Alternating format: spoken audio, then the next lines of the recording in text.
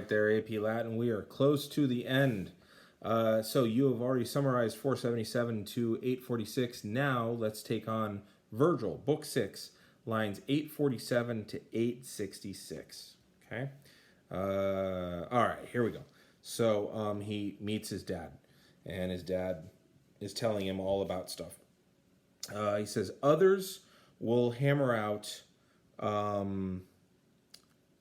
more gently breathing sculptures made of bronze. I believe, indeed.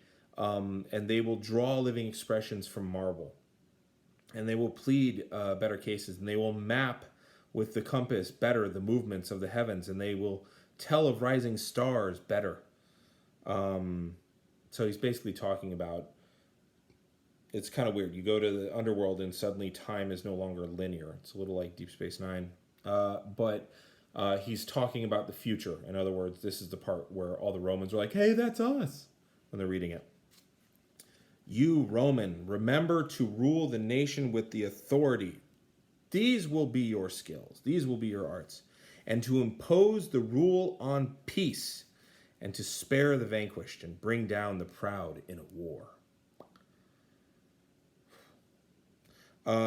So Father Anchises had spoken.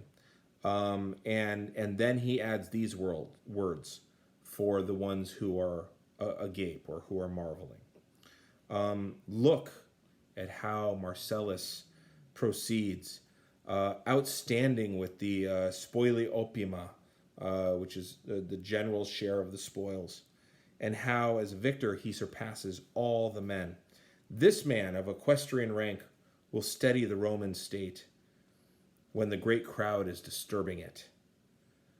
He will lay low the Phoenicians, Carthaginians, and the insurgent Gaul, and he will hang up for Father Quirinus the third set of weapons that have been won. So he's, talking about Marcellus, but really who is he talking about? And so, I mean, you've got this weird Mobius strip here that Marcellus and Augustus and Aeneas are all the same. And that would make Anchises Caesar, Julius Caesar. And here, Aeneas said, for he saw going along a young man outstanding in his beauty and with shining weapons, but whose brow was a little too cheerful and his eyes were, too little cheerful and his eyes were sad.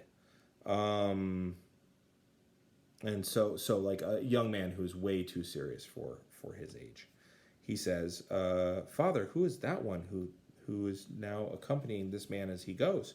Is he a son or someone from the great line of descendants from him? What an uproar of companions is about him. What great impressiveness of presence does the man himself has. But black night flies about his head with a sorrowful shade. So, Dad, who's that guy who's way too serious and who's not enjoying things as much as he should? I